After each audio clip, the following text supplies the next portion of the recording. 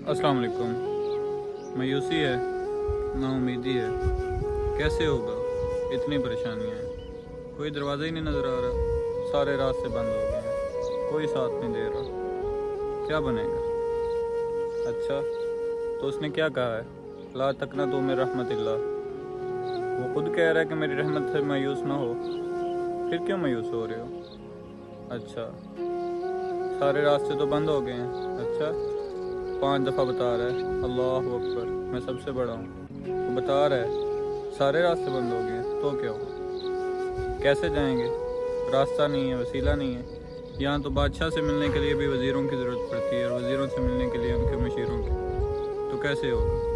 तो रास्ता तो बता दिए, वसीला तो बता दिया उसने, अशहदु अन्ना मुहम्मदन अब्दुहु व रसूलुहु। तो तुम्हारे पास रास्ता भी है, वसीला भी है, और वो ऐसा महबूब है उसका जिसकी बात वो कभी नहीं टालता, और उसके नाम से की गई दुआ कभी रद्द नहीं होती। तो मायूस होने की क्या बात है? सारा कुछ तो तुम्हारे हाथ में है, तो क्यों डर रहे हो? अस्सलाम वालेकुम, खुदा हाफिज़, शुक्रिया।